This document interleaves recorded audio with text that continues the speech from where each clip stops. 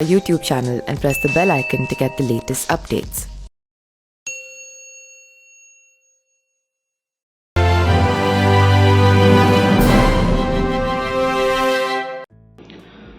नमस्कार, मेरा नाम पिंटू सिंह यादव है और आप देखना शुरू कर चुके हैं न्यूज लाइव। दोस्तों, उत्तर प्रदेश के 51 या 55 लोकसभा सीटों के लिए भारतीय जनता पार्टी ने उम्मीदवार तय कर दिया। 195 टोटल ओवरऑल इंडिया में जितने भी राज्य हैं, कई राज्यों में नहीं किया, कई राज्यों को मिलाकर 195 लोगों को चुनावी मैदान में उतार दिया।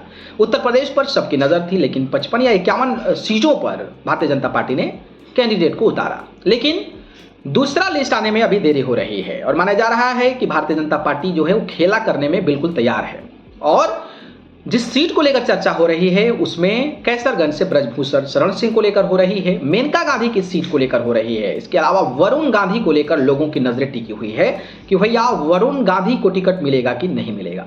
तो मैं आपको बता दूं कि देखिए, भारतीय जनता पार्टी जो है वो अपने चौंकाने वाले फैसलों को लेकर जानी जाती है।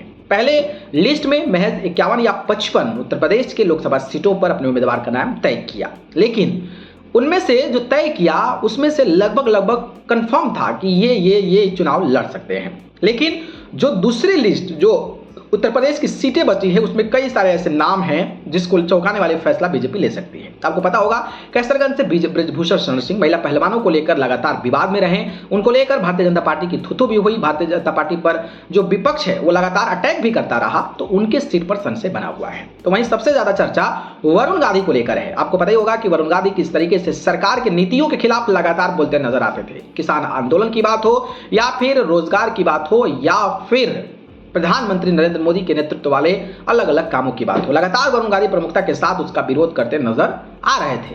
और पहले लिस्ट में वरुण गांधी का भी नाम नहीं आया और खबर निकलकर ये सामने आ रही है कि मेनका गांधी और वरुण गांधी का इस बार पत्ता काटा जा सकता है।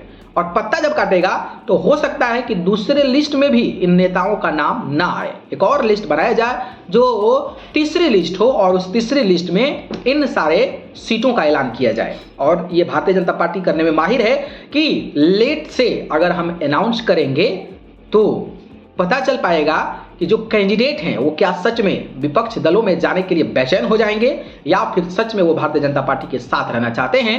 और अंतिम समय में अगर भारतीय जनता पार्टी खेला करती है तो कैंडिडेट के लिए भी ऑप्शन बहुत ज्यादा नहीं बच पाता है, प्रचार प्रसार के लिए भी समय नहीं बच पाता है और भारतीय जनता पार्टी इस तरीके का खेला करने में माहिर भी है। बाकी आपको क्या लगता है, भारतीय जनता पार्टी वरुण गांधी के साथ ऐसा ही सलूक करने वाली है कि आपको ऐसे मौके पर बताएगी कि आप ना इधर के रहोगे ना उधर के, यानी कि ना घर के ना घाट के? आपको लोग क्या लगता है, बीजेपी ऐसे चौंकाने वाले फैसले ले सकती है? इस पर अपनी राय बताइएगा। धन्यवाद।